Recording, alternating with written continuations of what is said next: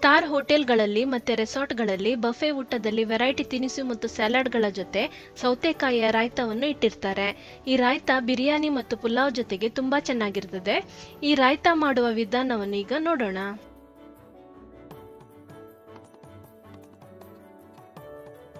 ನಾನಿಲ್ಲಿ 3 ಮೀಡಿಯಂ ಗಾತ್ರದ ಸೌತೆಕಾಯಿಯನ್ನು ತೆಗೆದುಕೊಂಡಿದ್ದೇನೆ. ನಿಮ್ಮ ಹತ್ರ ದೊಡ್ಡ ಗಾತ್ರದ ಸೌತೆಕಾಯಿ ಇದ್ರೆ 2 ಸೌತೆಕಾಯಿ ಸಾಕಾಗ್ತದೆ. ಮೊದಲಿಗೆ ಇದರ ಬದಿಗಳನ್ನು ತೆಗೆದುಕೊಂಡು ಇದರ ಸಿಪ್ಪಿಯನ್ನು ತೆಗೆಯೋಣ. ಸೌತೆಕಾಯಿ ದೇಹಕ್ಕೆ ತಂಪನ್ನು ಕೊಡೋದ್ರಿಂದ ನಾವು ಖಾರವಾದ ಬಿರಿಯಾನಿ ಪುಲಾವ್ ಜೊತೆಗೆ ಈ ರಾಯ್ತಾವನ್ನು ಸೇವಿಸೋದ್ರಿಂದ ನಮ್ಮ ದೇಹ ಬ್ಯಾಲೆನ್ಸ್ ಆಗಿ ಇರ್ತದೆ. ಒಂದು ಪೀಲರ್ನ ಸಹಾಯದಿಂದ 3 ಸೌತೆಕಾಯಿಯ ಸಿಪ್ಪಿಯನ್ನು ಪೀಲ್ ಮಾಡ್ಕೊಳ್ತೇನೆ.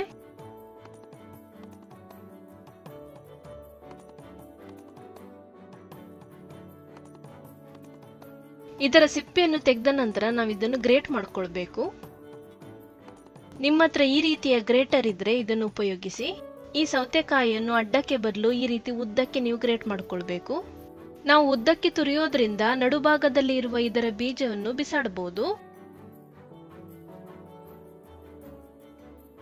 ನಾನೆಲ್ಲ ತುರಿದ ನಂತರ ಈ ಸೌತೆಕಾಯಿಯ ಬೀಜ ನೋಡಿ ಇದನ್ನು ನಾನು ಬದಿಗಿಡ್ತೇನೆ.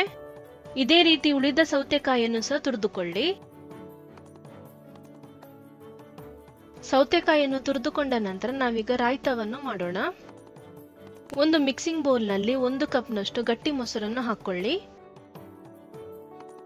ಈ ಮೊಸರನ್ನು ಒಂದು ವಿಸ್ಕ್ನ ಸಹಾಯದಿಂದ ನಾವು ಚೆನ್ನಾಗಿ ಬೀಟ್ ಮಾಡ್ಕೊಳ್ಬೇಕು.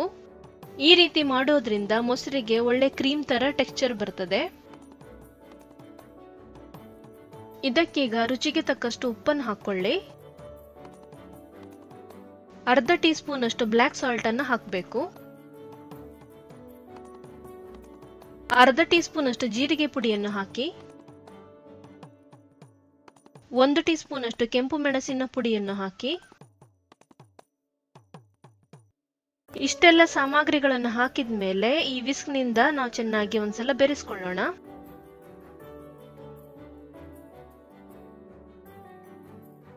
ನಾನೀಗ ಇದಕ್ಕೆ ತುರಿದ ಸೌತೆಕಾಯಿಯನ್ನು ಹಾಕೊಳ್ತೇನೆ.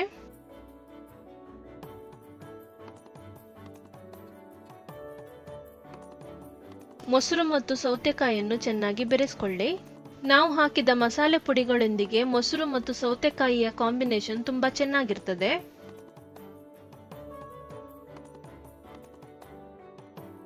ಇದನ್ನು ಬೆರೆಸಿಕೊಂಡ ಬಳಿಕ ಇದಕ್ಕೆ ಸಣ್ಣಕ್ಕೆ ಹೆಚ್ಚಿಕೊಂಡ ಕೊತ್ತಂಬರಿ ಸೊಪ್ಪನ್ನು ಹಾಕಿ. ಇದನ್ನು ಬೆರೆಸಿಕೊಂಡ ಬಳಿಕ ನಾವು ಇದಕ್ಕೆ ಒಗ್ಗರಣೆಯನ್ನು ಹಾಕಬೇಕು. ಒಗ್ಗರಣೆಗೆ ಏನೆಲ್ಲ ಸಾಮಗ್ರಿಗಳನ್ನು ನಾವು ಹಾಕ್ತೇವಂತ ಮುಂದೆ ನೋಡೋಣ.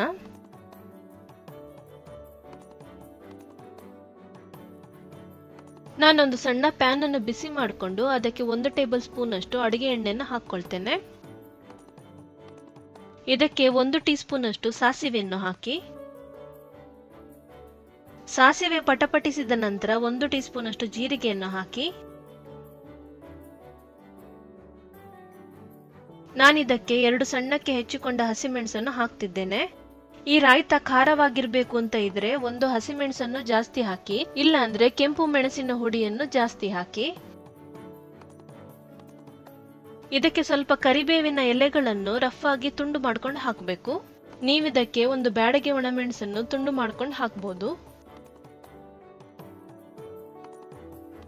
ಒಗ್ಗರಣೆಗೆ ಹಾಕಿದ ಎಲ್ಲಾ ಸಾಮಗ್ರಿಗಳನ್ನು ಚೆನ್ನಾಗಿ ಹುರಿದ ಮೇಲೆ ಇದನ್ನು ಕೂಡಲೇ ರಾಯ್ತಾದ ಮೇಲೆ ಹಾಕಬೇಕು.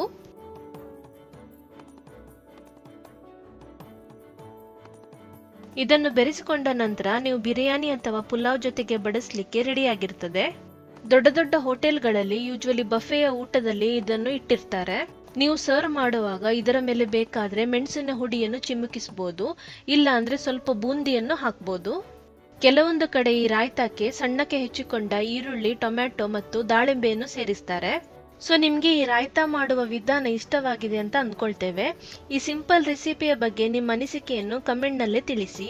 ಹಲವಾರು ಸಬ್ಸ್ಕ್ರೈಬರ್ಸ್ ನಮ್ಮ ರೆಸಿಪಿಯ ವಿಡಿಯೋ ನೋಡಿ ಇಷ್ಟಪಟ್ಟು ನಮಗೆ ಪ್ರೋತ್ಸಾಹಿಸಿ ಕಮೆಂಟ್ ಮಾಡಿದ್ದಾರೆ. ಅವರಿಗೆಲ್ಲ ಧನ್ಯವಾದಗಳು. ನಾವು ಮುಂದಿನ ವಿಡಿಯೋದಲ್ಲಿ ಹೊಸ ರೆಸಿಪಿಯೊಂದಿಗೆ ಭೇಟಿಯಾಗೋಣ.